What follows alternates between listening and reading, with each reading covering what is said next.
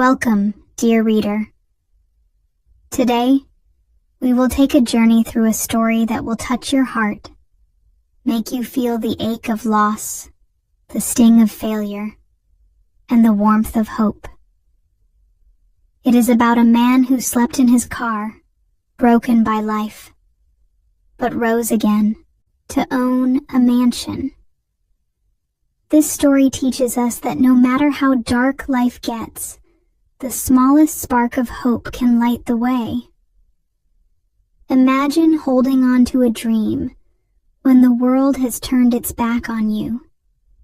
This is not just a story of success. It's a story of survival, courage, and the belief that even after the deepest heartbreak, life can bloom again. His name was Michael Thompson. He wasn't always a man with nothing. Once, he had a family, a job, and dreams bigger than the sky. But life has a way of testing the strongest hearts. Michael grew up in Ohio, in a small town where everyone knew each other's names. His childhood was filled with laughter, summer evenings chasing fireflies, and the warm arms of his mother, Linda. She was his hero, his safe place. But life changed when Michael was just 16. His father, who had struggled with alcohol, left the family. It broke Michael's heart, but his mother held the family together like glue.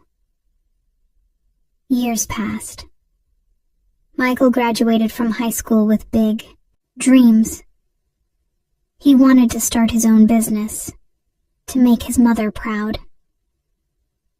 He moved to Chicago, got a job at a small tech company, and slowly built a life. He even fell in love with a girl named Emily, whose smile could light up the darkest room. Life seemed perfect, but life is not always kind. It started with a phone call on a rainy Tuesday. His mother had collapsed at work. By the time Michael rushed back to Ohio, it was too late.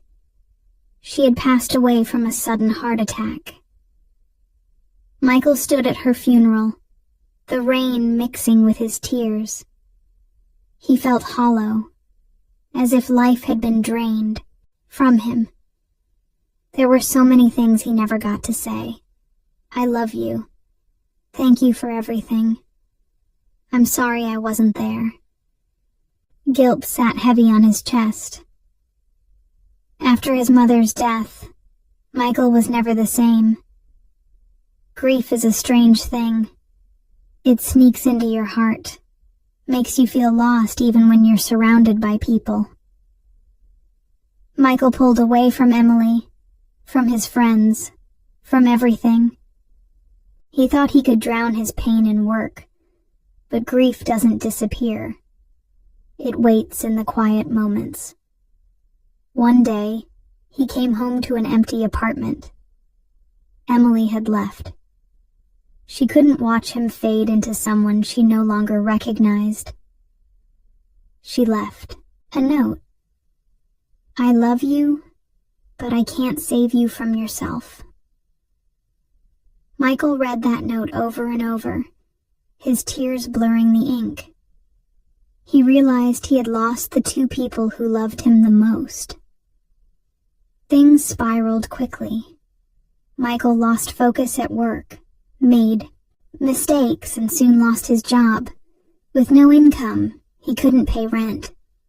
He sold his furniture, then his TV, then everything he owned until all he had left was his car, a beat-up old Toyota Corolla. And that's where he lived. Sleeping in a car is nothing like sleeping in a bed. The seat never feels right, and the nights are cold, even in summer. Michael parked in quiet streets, hiding from the world. He felt invisible, as if he didn't exist. On some nights, he would stare at the ceiling of his car, whispering to the darkness, "Is this it? Is this my life now?" But life has a funny way of giving us signs. even when we're not looking. One morning, Michael woke up to the sound of knocking. A man named Mr. Harris, who ran a small cafe nearby, had noticed Michael sleeping in his car for weeks. He didn't ask many questions. Instead, he offered Michael a cup of coffee and a part-time job washing dishes. It wasn't much, but it was a start. Michael took the job. For the first time in months, he had somewhere to go, even if it was just to scrub plates. The warmth of routine began to heal the cracks inside him. Mr. Harris didn't just give him a job, he gave him hope.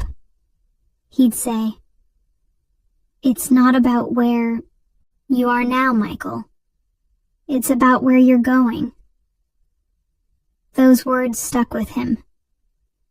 With the little money he earned, Michael rented a small room. It wasn't a mansion. It wasn't even an apartment. But it was a step up from his car. At night, he'd sit by the window staring at the city lights, wondering if his mother would be proud of him. That's when he remembered his dream of starting a business. Michael had always been good with computers. He decided to take a chance. Using the cafe's free Wi-Fi after hours, he taught himself coding through free online courses. It wasn't easy. He failed many times, his laptop freezing just as he finished projects. But failure didn't scare him anymore. He had already faced the worst. After months of hard work, he built a small website design business. At first, he had no clients. Rejection emails piled up like bricks, but he kept going. Every no brought him closer to a yes. And one day, it happened. A small bakery needed a website. Michael charged them $200.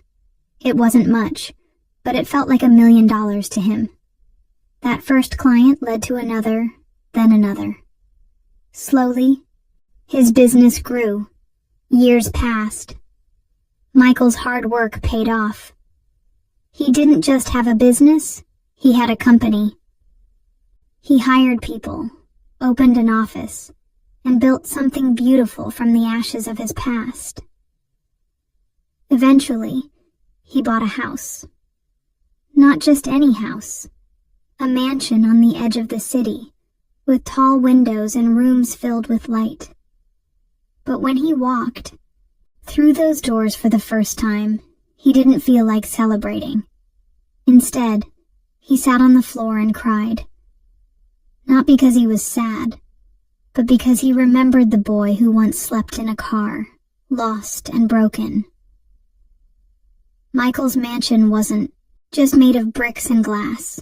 It was made of memories, of loss, of nights spent crying, of small acts of kindness, of hope that refused to die. He hung his mother's photo in the living room. He whispered, "I made it, Mom."